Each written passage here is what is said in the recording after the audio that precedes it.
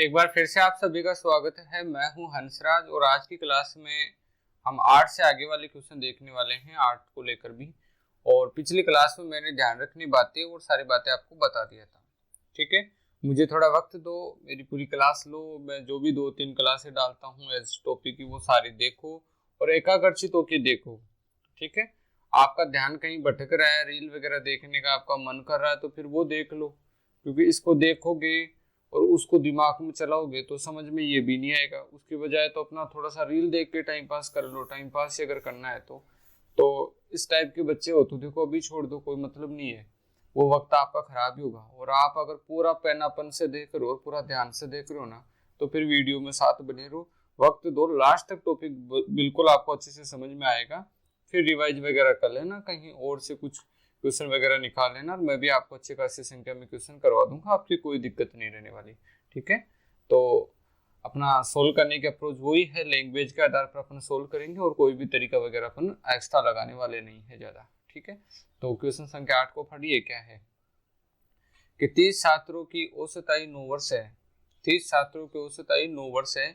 यदि उनके शिक्षक को सम्मिलित किया जाए तो औसत आयु 10 वर्ष हो जाती है। तो शिक्षक की आयु क्या है बताओ। मेरे को एक बात बताओ आप, मैं एक लाइन लिख रहा हूँ, वो लाइन समझना आप।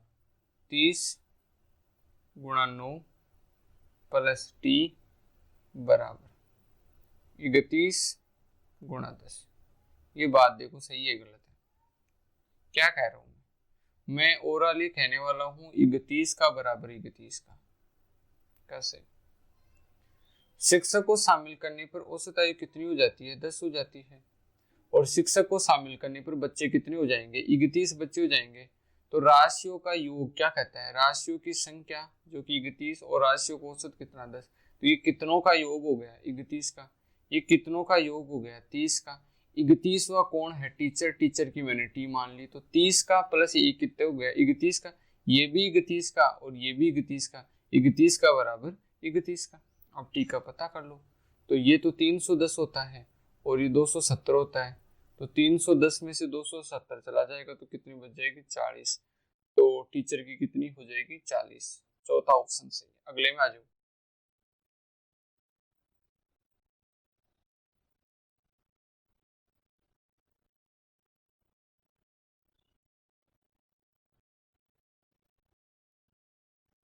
ठीक है, और शेयर वगैरह किया करो, लाइक भी किया करो।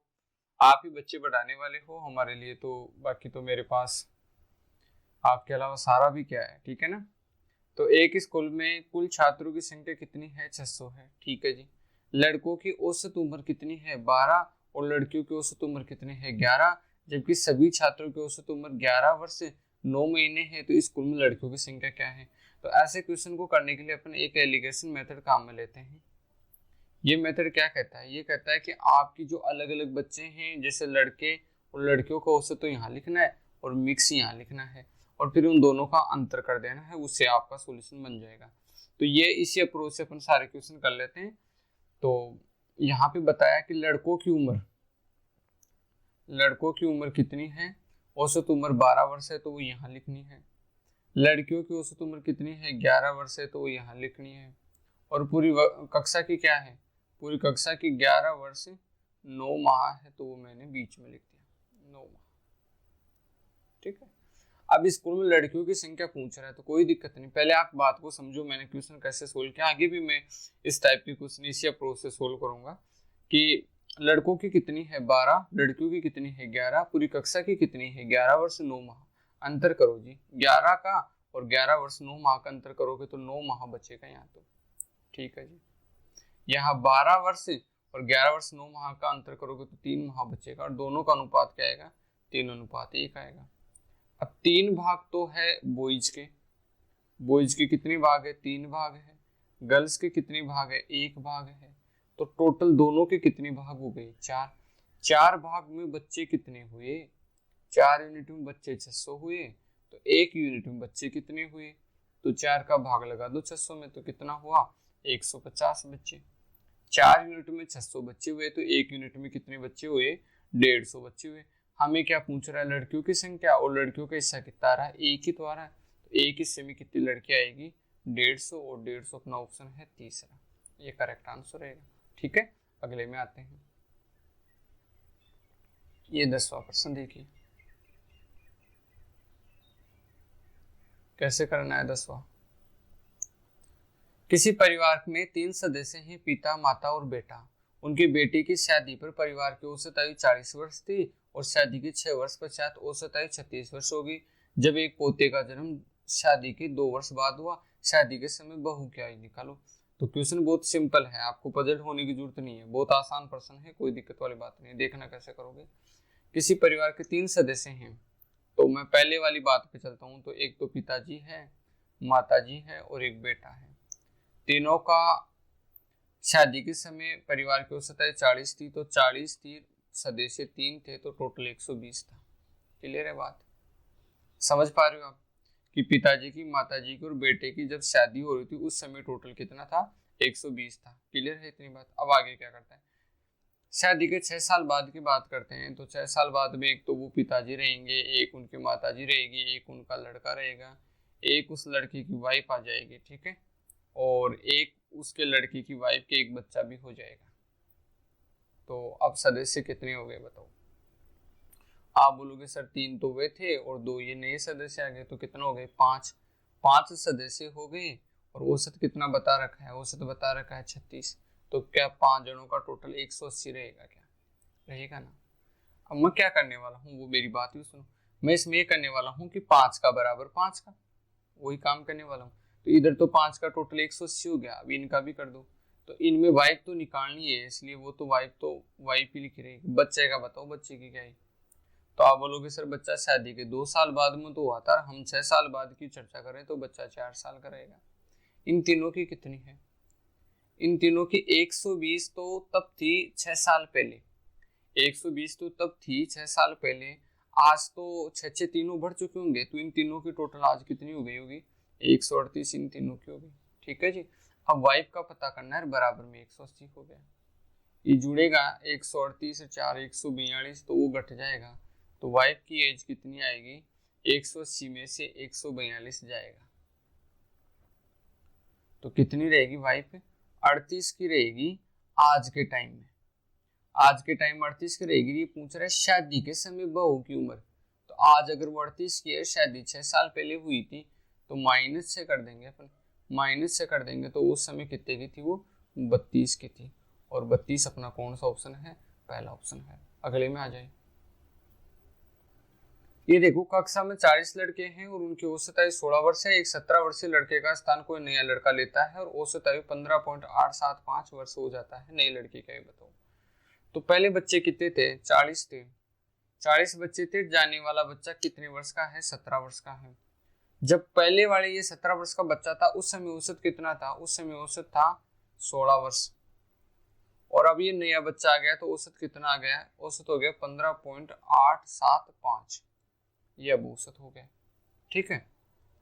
अब एक बात बताओ, अगर ये 17 वर्ष का बच्चा गया, नया बच्चा इससे ज्यादा उम्र का ही आता, तो वो तो औसत को 16 से बढ़ा देता ना, बढ़ाता ना, ज्यादा उम्र का आता तो 16 से बढ़ा देता, लेकिन कम उम्र का है तभी तो औसत घटा है। अब वो कितना कम आया, तो आप ये बताओ कि एक जगह घटाया 0.125, एक जगह इतना घटा रहा है, तो 40 जगह घटाया ना इतना था, तो 40 जगह कितना घटाया, 40 को गुणा करा दो 0.125 से, यानी 0.125 का मतलब होता है 1/8। इसका पॉइंट उठाओगे तो 1000 आएगा नीचे, 125/1000 का मतलब 1/8, यानी 40 जगह 1/8, 1/8 घटा, यानी कुल मिला के 5 घटा, 5 घट गया तो 17 वाला था, तो जो कि अब आने वाला कितने का रहेगा, 12 का ही रहेगा। दोबारा समझो बात को, 40 लड़के थे, 16 औसत था, 17 वर्ष का लड़का गया, औसत हो गया 15.875, औसत में कमी आई है तो आने वाला बच्चा कम उम्र का रहेगा। एक जने के औसत में कमी आई है 0.125, तो 40 जनों के औसत में कमी आएगी 5 की, तो नया बच्चा कितने का रहेगा, 17 माइनस 5 का, यानी कितने का रहेगा, 12 का रहेगा।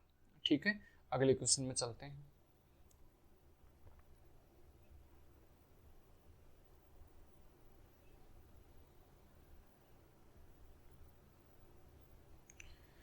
आठ व्यक्तियों की औसत आयु 2 वर्ष बढ़ जाती है जब 2 व्यक्ति जिनकी आयु क्रम से 21 वर्ष और 23 वर्ष है को 2 नए व्यक्ति द्वारा विस्थापित किया जाता है। ठीक है, तो 8 मेन है, ठीक है। 2 जने जाते हैं, कौन सा 21 वर्ष का और एक दूसरा कितने का 23 वर्ष का। तो इसमें औसत में क्या प्रभाव पड़ जाता है, 2 वर्ष औसत बढ़ जाता है, 2 वर्ष औसत बढ़ जाता है।